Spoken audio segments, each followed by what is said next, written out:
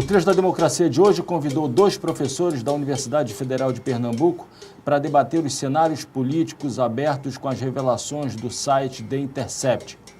O historiador e cientista político Michel Zaidan e o ex-deputado federal Paulo Rubens Santiago. Bom, eu começaria perguntando a vocês que cenários são esses abertos com as revelações feitas pelo The Intercept, que tratam exatamente dos diálogos realizados no decorrer da Operação Lava Jato entre, principalmente, o ex-juiz Sérgio Moro e o procurador Deltan Dallagnol. Paulo Rubens? Bom, por coincidência, revelações feitas no mês de junho, mês de inverno, tempo nublado, pancadas esparsas na linha do horizonte, muita chuva, e a expectativa de que as instituições funcionem. Ou seja, não se pode aceitar que revelações dessa natureza passem como se tivesse passado uma chuva, uma nuvem, enfim, não sejam investigadas, não sejam apuradas, e as pessoas que tiveram participação nessas conversas tenham que se explicar perante as autoridades do país. Você não pode imaginar a dimensão que tomou a Operação Lava Jato e, de repente, se começa a perceber que as negociações entre a parte que investiga, a parte que acusa e a parte que julga eram feitas como se tudo fosse uma coisa só. Isso, efetivamente, não pode ser aceito, não se pode fazer vista grossa diante dessa situação, independente de estarem lá como réus, ministros da Fazenda, um ex-presidente da República, deputados, empreiteiros, empresários, independente de quem são aqueles que foram denunciados e julgados e condenados, mas o país não pode ter uma democracia, ter um Estado democrático de direito, convivendo com esse tipo de negociação. Acho que o site da Intercept cumpriu um papel fundamental e por mais que se diga que essas revelações são fruto de pirataria, são fruto da ação de hackers, etc., etc., mas essa é uma questão que poderá até ser investigada pelas autoridades. Mas o que está em jogo é a transparência da conduta dos agentes públicos, um procurador da República, procuradores da República, um juiz que deixou a profissão de juiz para chegar ao Ministério da Justiça. E o que se pergunta é, se como um juiz de uma única vara federal se comportou dessa forma, imagina quando chegar o Ministério da Justiça, comandando a Polícia Federal, se também não usaria a Polícia Federal contra os seus adversários políticos, contra os seus desafetos, ou seja, é um grande escândalo que precisa ser apurado e, de antemão, o que se recomendaria num país democrático, sob Estado democrático de direito, era o afastamento preliminar dessas autoridades para que pudessem apresentar suas versões, suas defesas e, eventualmente, não havendo nenhum conteúdo que lhes colocasse numa posição de ilícito, de ilegalidade, voltariam a exercer os cargos. Mas, nesse momento, isso tem que ser apurado, tem que ser investigado. Bem, Michel, a gente está falando das primeiras revelações, né? O próprio Glenn Greenwald disse que ainda se encontra no primeiro 1% das revelações. Mas dessas primeiras revelações, desses primeiros vazamentos, o que há de mais grave em termos políticos e que afeta a nossa democracia? Marco, o que eu acho sério e grave é que a Operação Lava Jato se constituiu na espinha dorsal do processo eleitoral e da vitória desse governo que está aí, né? A ponto, inclusive, do juiz ter se tornado ministro da Justiça. Essas revelações colocam em xeque todo esse processo político que nós vivemos do ano passado para cá. A gente está diante, a se confirmar tudo que está colocado, de uma farsa processual gravíssima, não é? Disse o Jânio de Freitas numa crônica recente, com a conivência, inclusive, de instituições importantíssimas, o CNJ, o STF, etc. E quanto mais se apura a veracidade dessas afirmações, mais se coloca realmente em questão esse processo político que veio dar na eleição de Jair Bolsonaro. E mais ainda na prisão ilegal do ex-presidente Lula. Não é? Curiosamente, nós tivemos inclusive um advogado aqui de Pernambuco que escreveu um artigo no JC defendendo Moro e colocando em questão as provas. É aquela velha discussão, como é que essas provas foram obtidas, etc. Mas alguém chamou a atenção de que em momento nenhum Moro negou o teor daquilo que esses vazamentos vieram mostrar. Pelo contrário, depois ele procurou, inclusive, se desculpar, procurar uma justificativa banal, besta, de que não sabia direito o que estava fazendo, por que fez, etc. e tal. Então, não interessa, inclusive, a maneira como essas provas foram colhidas. O interesse é saber se são ou não são verdadeiras. E aí, como disse Paulo Rubens, apurar responsabilidades e tomar as medidas cabíveis. O STF, o CNJ e outras instituições estão na mira do fogo, porque ou elas agem, elas não podem se tornar impassíveis, inermes diante da gravidade dessas acusações, ou então nós estamos indo para uma insegurança, já de algum tempo, uma insegurança jurídica muito grande no país.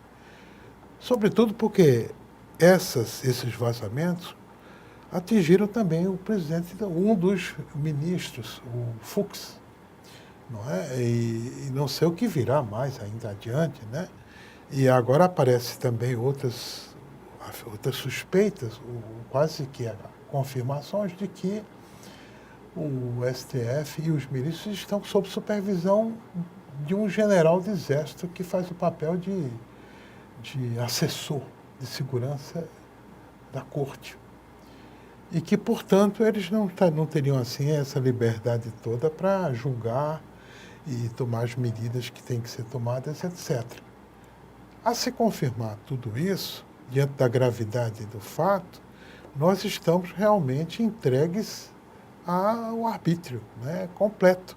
E o arbítrio dos generais, da linha dura, porque há quem diga que agora nós estamos mesmo sob o guante dos generais da linha dura, com essa demissão desse último general, nós estaríamos realmente sob a pressão desses generais da linha dura. Mas antes de falar nesse cenário possível, que é um cenário de endurecimento do regime, né? A impressão que eu tenho é de que aquilo que antecedeu a eleição do ano passado ainda se encontra, em grande parte, velado.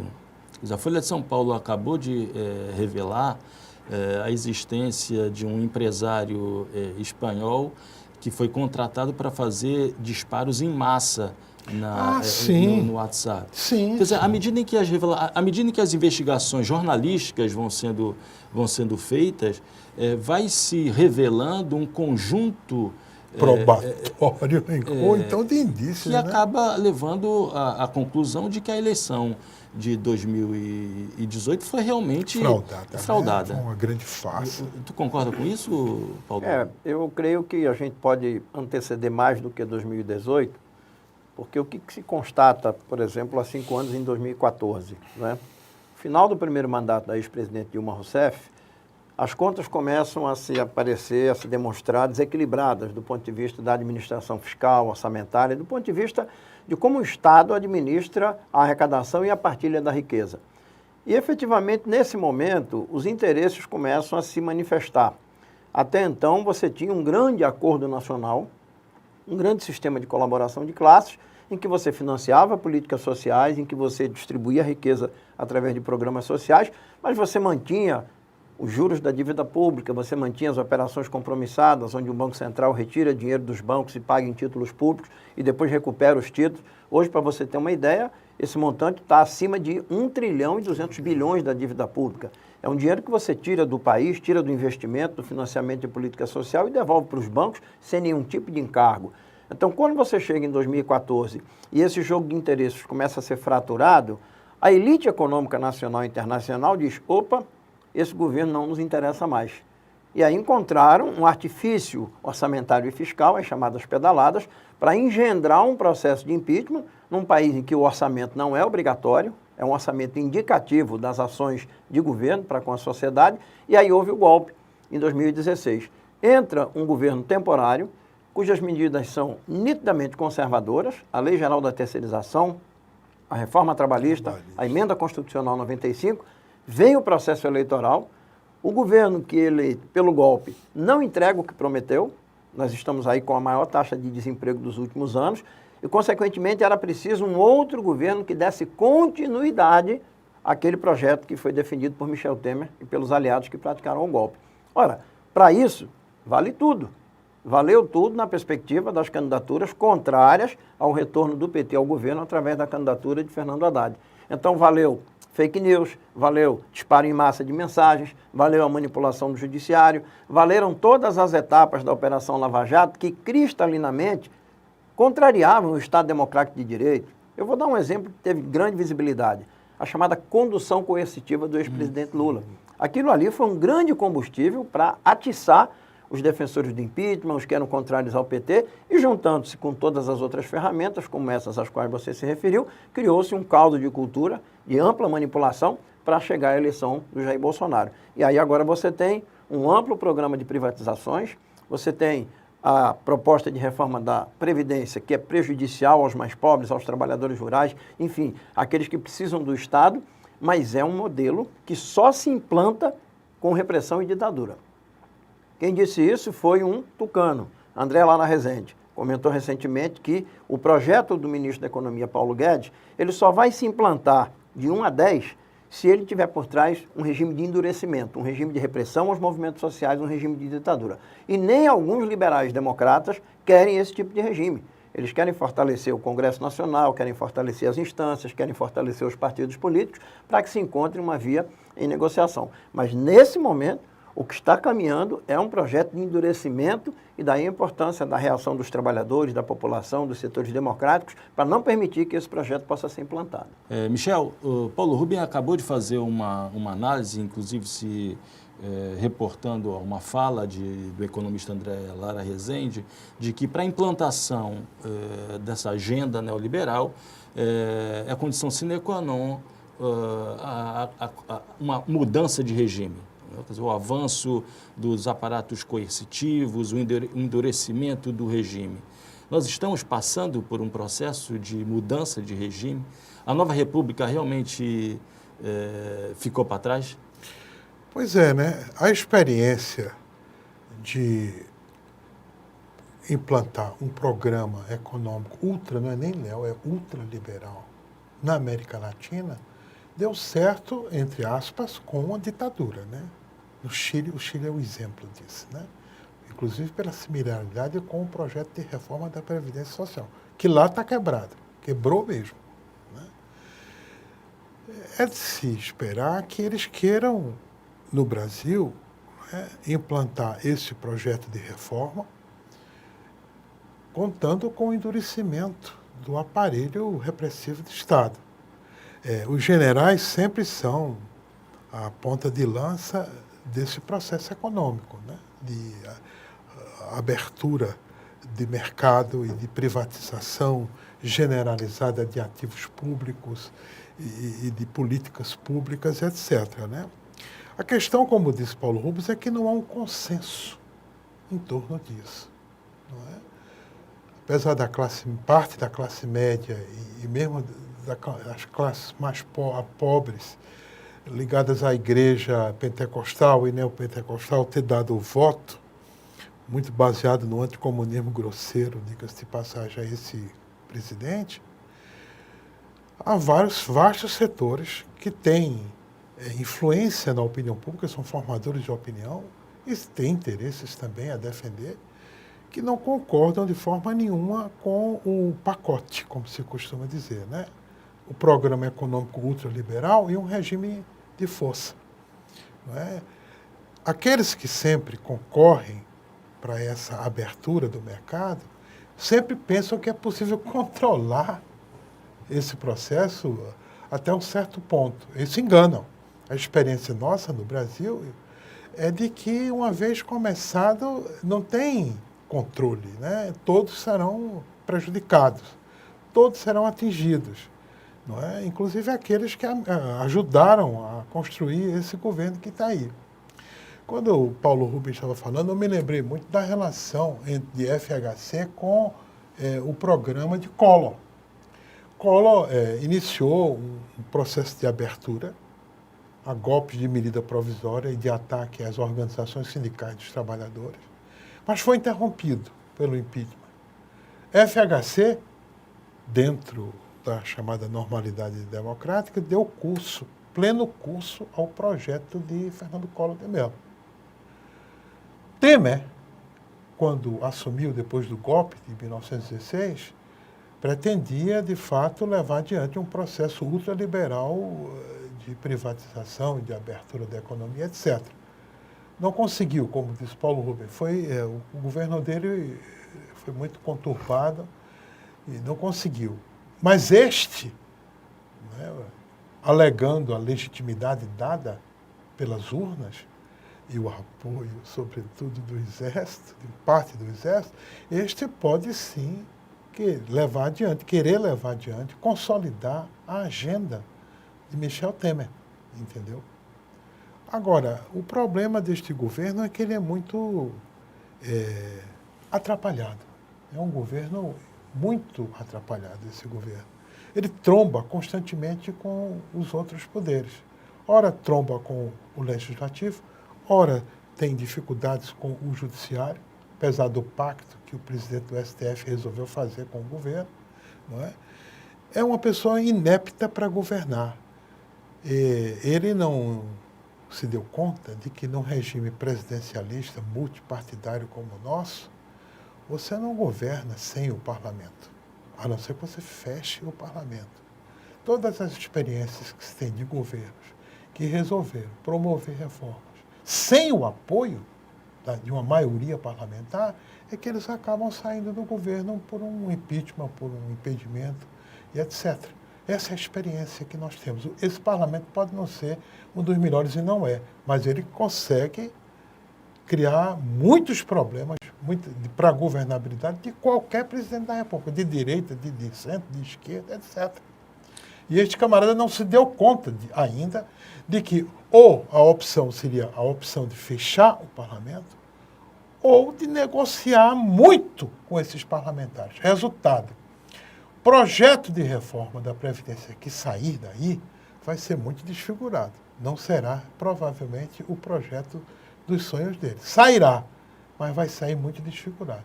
Ele tem perdido, inclusive, o apoio do presidente da Câmara dos Deputados. Pronto. Paulo, você que tem uma experiência parlamentar grande, parlamentar, ele esteve lá há muito tempo. Como é que você avalia o comportamento da bancada do PSL? Quer dizer, um comportamento, em grande medida, até mesmo infantil. Eu assisti a uma sessão da Comissão de Segurança Pública, quando o deputado federal Daniel, alguma coisa do PSL, propôs um requerimento, um convite ao Glenn Greenwald para comparecer à comissão, e no decorrer da votação acabaram retirando o próprio requerimento numa lição clara de infantilidade, né? de como funciona a Câmara, a ponto de um deputado do DEM dizer, num determinado momento, que, olha, vocês fazem as besteiras e nós que somos do DEM, do chamado Centrão, saímos em defesa para salvar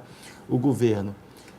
Olha, veja, foi até bem lembrado aqui por Michel Zaidan, aquele período do ex-presidente Collor de Mello. Os jovens não se lembram, aqueles que porventura tenham estudado ou tenham tido interesse podem confirmar. Fernando Collor de Mello se elegeu por um partido criado da noite para o dia, chamado Partido da Reconstrução Nacional, o PRN. O PRN é muito parecido com o PSL de Jair Bolsonaro e vice-versa, né? Essa bancada do partido do presidente Bolsonaro é uma bancada de um partido que não tem história, que não tem formação política ideológica, que hoje defende uma posição de privatização, uma posição neoliberal por uma questão de conveniência, por uma questão de identidade com esse projeto, mas não tem a menor experiência de negociação política parlamentar. Eu tenho observado, eu tenho recebido relatórios do Congresso Nacional e é claro que deputadas dessa bancada têm uma atuação midiática, têm uma atuação ligada a outros setores sociais, como grupos religiosos, grupos de mídia, enfim, redes sociais, mas não têm trânsito político. Por isso é que eles vivem fazendo besteiras atrás de besteiras e criando dificuldades para a própria governabilidade do mandato do presidente Jair Bolsonaro. É óbvio que, como disse Michel Zaidan, num regime presidencialista, que é basicamente um parlamentarismo velado, você tem que negociar com o parlamento. Às vezes, negociar a portas fechadas em termos de agenda, quais são os projetos, quais são as pautas, E, na maior parte dos casos, você negocia à luz do dia, você negocia na presença dos sindicatos, das federações, das confederações, porque são temas importantes para os interesses desses grupos sociais. Então, o que eu vejo é que esse governo ele não tem capacidade política para construir uma base parlamentar, ele está se utilizando do famoso centrão, que é uma direita envergonhada que nós temos no Brasil. Aqui no Brasil, a classe política de direita nunca se assume como sendo de direita, como na Alemanha, como na Áustria, como em outros países, como na Itália, como na França. Aqui eles sempre se dizem de centro. É um centro que você colocar numa escala, ele está muito mais para a direita do que para o centro, para a democracia e para os direitos sociais. Então, é muito importante o que a sociedade vem fazendo, o que setores de mídia vêm fazendo, o que os movimentos sociais têm feito. A resistência dos trabalhadores a essa reforma da Previdência, ela é fundamental. Não que nós não reconheçamos que Previdência, Seguridade Social, Assistência Social sejam políticas que de tempos em tempos, de acordo com a variação da economia, tenham que ser revistas. Mas o mérito, o conteúdo, ele tem um número. O objetivo inicial dessa reforma é fazer uma economia em 10 anos de 1.172 bilhões. E agora aumentaram para 1.273 bilhões. As negociações podem jogar esse número mais para baixo. Mas, olha, se você chegar ao final e aprovar uma reforma da Previdência que faça uma economia de 900 bilhões em 10 anos, isso dá 90 bilhões por ano de economia. Só no ano passado, o país pagou 280 bilhões de juros da dívida pública. Então, eu não estou enxugando gelo, eu estou enxugando uma geladeira. O que adianta você mexer nos direitos sociais básicos da Previdência para fazer uma economia de 90 bilhões por ano, quando do outro lado você tem uma torneira aberta de 280 bilhões ano só para o capital financeiro? Então, a reforma que o país precisa não é esta específica da Previdência. Nós temos que fazer uma reforma da mãe, que se chama Seguridade Social, que vem sendo vítima da sonegação, dos desvios, da desvinculação do orçamento, para recuperar a capacidade da Seguridade financiar a Previdência Pública. E, por fim, mexer na política macroeconômica. Sem investimento produtivo, não tem emprego, não tem carteira assinada, não tem renda, não tem consumo, a economia não anda. Então, o olhar do Paulo Guedes é o olhar de um leiloeiro. Ele recebeu um ativo para leiloar e ele quer vender tudo, quer vender o que puder, ele quer tirar a Previdência Pública, jogar para o sistema de capitalização para agradar os bancos e ao sistema financeiro nacional e internacional. O governo não tem capacidade de mobilizar sua base no Congresso, mas a gente está retomando a capacidade de mobilização da sociedade nas ruas e isso é fundamental para qualquer democracia. Michel, Paulo Rubem falou agora do que seria uma agenda de uma reforma, não de uma contra-reforma, né? No campo político, quais seriam os elementos importantes para essa reforma política que nunca chega ao seu termo? Nunca chega. E que seja suficientemente capaz de interromper esse ciclo possível de transformação do regime brasileiro, do regime político brasileiro. Uma vez o Sistema Jornal do Comércio quis fazer um debate grande, você participou, sobre a reforma política. Eu acho que eu lhe chamei lá no Cefis, sobre a reforma política. Foi um debate, uma coisa grande, de vários, não é? E eu tive que chamar alguém do PFL, né? Porque tinha que ter uma pessoa que representasse a posição deles, para não ficar só uma posição, né? Ter mais de uma. E eu chamei o Krause, embora nunca tenha me dado com ele, pelo contrário, sempre tive rusgas com ele, etc. Mas achei que ele podia ser uma pessoa. Ele disse uma coisa que eu nunca me esqueci no telefone. Ele disse, isso não vai para lugar nenhum. Eu não vou para esse debate, não aceito. Indicou até Mendonça, inclusive. Porque eu não acredito nisso. Isso é uma conversa fiada, isso não tem viabilidade, ninguém quer. Aliás, ela disse que é uma coisa que ninguém queria. Fala-se, mas ninguém quer, de fato, uma verdadeira reforma do sistema político brasileiro. De toda maneira, essa reforma é necessária, porque nós temos o pior dos sistemas políticos que se possa imaginar. Nós temos um sistema multipartidário, que são mais de 35, 37, não sei quantas legendas. E tem um bocado na fila. Pronto. E um regime presidencialista. Isso é um absurdo. Ou você tem um regime presidencialista com 2 partidos, ou 3, etc., ou 4, ou você tem um parlamentarismo que é um sistema de partidos, não é um sistema de um presidente, um mandatário único e ministro, mas é de partidos políticos. Então o Brasil não é nenhuma coisa nem é outra. Nem é assim, o presidencialismo clássico também não é um regime parlamentarista. Precisaria realmente resolver essa questão, não é? Ou enxugar esses partidos, ou tornar um semi-parlamentarista. Aliás, a Constituição de 88 é semi-parlamentarista, diga-se de passagem. Poderia tentar fazer isso. É uma outra coisa. Permanecer como está é impossível. Há quem diga, inclusive, que o presidencialismo que nós temos é uma coisa, é uma herança messiânica da época de Dom Sebastião, lá na Batalha de Alcaçequibir, digamos assim. Não é? É como se a gente não acreditasse. Isso é muito triste para a nossa cultura política. Não acreditasse no parlamento. Não acreditasse na representação parlamentar. Ou, em outras palavras, nos partidos que nós temos. Né? A gente não tem um voto de desconfiança imensa no parlamento. E acha que quem pode é o presidente. Diz assim, quem pode que é porque assina no diário oficial. Não é? Os partidos é como se não pudessem nada, e nem o parlamento. É um equívoco imenso. Se é para ter, eu acho que é necessário fazer essa reforma, seria um caso de limitar, de fato, os poderes do Poder Executivo e fortalecer a representação parlamentar, que está em crise há muito tempo. A nossa representação parlamentar está em crise. Uma crise aguda, que eu não sei como vai ser resolvida. E só piora essa crise. Porque os partidos não têm representação nenhuma do ponto de vista social. São fantasmagóricos esses partidos. Eles não são instituições. São balcões, são legendas de aluguel, coisas fantasmagóricas que não têm consistência nenhuma, disse Paulo. Esses partidos não têm consistência. Você vê que se elege um presidente da República, o partido é um partido fantasmagórico. Esse partido não existia.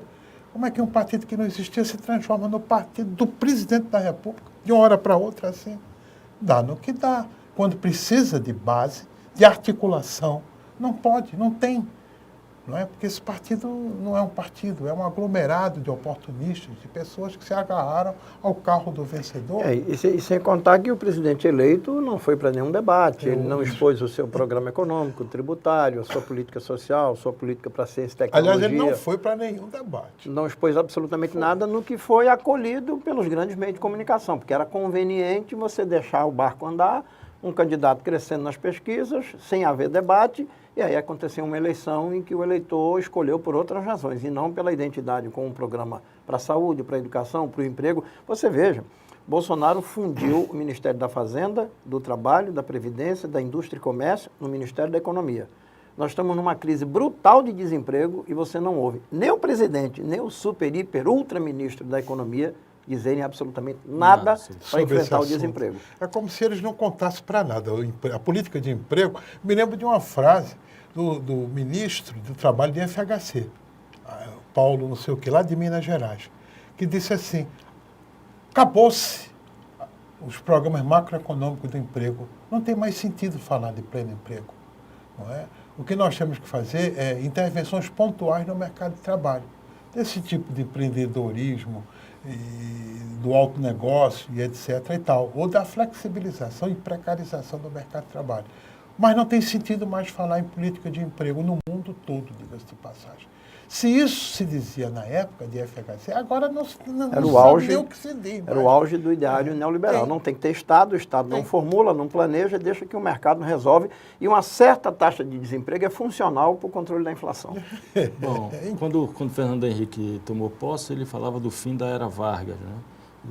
Me parece que com a posse de Jair Bolsonaro, não apenas é a era Vargas que está ficando para trás, mas também a própria Constituição de 1988. Agora, eu queria dizer uma coisa que eu ia falar e esqueci.